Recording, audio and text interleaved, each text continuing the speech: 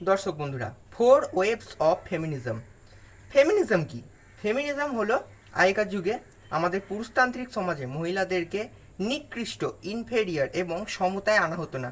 পুরুষদেরকে সুপিরিয়ার এবং মহিলাদেরকে ইনফেরিয়ার চোখে দেখা হতো। তাদেরকে সব কিছু থেকে বঞ্চিত করা হতো এবং তাদেরকে পড়াশোনা, স্বাধীনতা সব কিছু থেকে তাদেরকে দূরে রাখা হতো।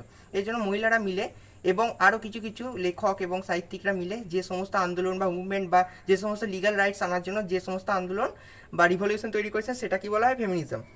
এরপর ফোর ওয়েভস অফ ফেমিনিজম, তার মধ্যে ফার্স্ট ওয়েভ অফ ফেমিনিজম, এটা প্রথম সূত্রপাত হয়েছিল 19th সেঞ্চুরির শেষের দিকে এবং 20th সেঞ্চুরির প্রথম দিকে। এই সময় vindication of the rights of women, বা এটা লিখেছিলেন ম্যারি উলস্টনক্রাফট, তখনকার যুগের একজন লেখিকা। এরপরে ফার্স্ট ওয়েভ অফ উমেন বা ফেমিনিজম, এটার মূল বক্তব্য কী ছিল? এটার মূল বক্তব্য ছিল মহিলাদের ভোট দেওয়া কিংবা মহিলাদের সাবরেজের রাইটস। সাবরেজ মানে হলো ভোট দেওয়া, আরেকটা হলো মহিলাদের প্রপার্টি রাইটস। এটা তাহলে ফার্স্ট ওয়েভ ফেমিনিজমে ছিল।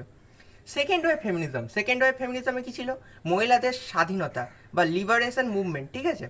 এই সময় একজন বিখ্যাত লেখিকা ছিলেন ক্যারল হ্যানিস। তিনি লিখেছিলেন দ্য পার্সোনাল ইজ পলিটিক্যাল। এইটার মাধ্যমে তিনি সমালোচনা করছেন সমাজের সেসব ধারণা যে মহিলারাই শুধু জন্ম দেবে, মহিলার ঘরে কাজ করবে, এইগুলোকে সমালোচনা করছেন। তখনকার যুগে মহিলাদেরকে সবসময় ঘরের কাজ করা হতো এবং এইগুলো থেকে যে মহিলাদের উপর ম্যারিটাল রেপ হতো, ডিসক্রিমিনেশন করা হতো, এইগুলোর বিরুদ্ধে যে লিবারেশন মুভমেন্ট, সেটাই হলো সেকেন্ড ওয়েভে দেখা যাচ্ছে। থার্ড ওয়েভ, এবার সেকেন্ড ওয়েভের সময়টাও বলে দেওয়া দরকার।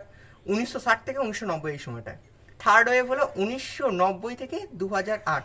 এই সময়টা ইন্ডিভিজুয়ালিজম। কেন ইন্ডিভিজুয়ালিজম? মানে এক একজন নির্ভর। কারণ এর আগে অবধি শুধু হোয়াইট ওমেন বা যারা ফর্সা মহিলা তাদেরই কথা বলা হতো, কিন্তু এরপর আস্তে আস্তে ব্ল্যাক ওমেনরা এটার মধ্যে ইনভলভ হচ্ছে। তাই এটা হচ্ছে থার্ড ওয়েভ ফেমিনিজম। এবার থার্ড ওয়েভ ফেমিনিজমের মধ্যে রেবেকা ওয়াকার আসছে, একজন বিখ্যাত লেখিকা। এর আগে শুধু শ্বেত মহিলারা ছিল, এরপর রেবেকা ওয়াকার এলো। তার লেখার মাধ্যমে ব্ল্যাক উমেন্সরা ইনভলভ হচ্ছে এবং পোস্ট স্ট্রাকচারালিস্ট ইন্টারপ্রিটেশন এইগুলোর মধ্যে কিন্তু ইনভলভ হচ্ছে। আরেকটা আছে, সেটা হলো fourth wave feminism. Fourth wave feminism যেটা এখনো বর্তমানে চলছে, মানে 2008-2012 থেকে এখনো পর্যন্ত যেটা চলছে, সেটা হলো ফোর্থ ওয়েভ ফেমিনিজম। যেমন এটা একটা আন্দোলনের মধ্যে আছে মি টু। যেমন তোমরা অনেক রকম আন্দোলন চলছে, সেরকম একটা আন্দোলন হলো মি টু। এখানে একজন বিখ্যাত লেখিকা ছিলেন কিরা ককরেন, তার একটা লেখা বইয়ের নাম ছিল দ্য রেবেল ওমেন।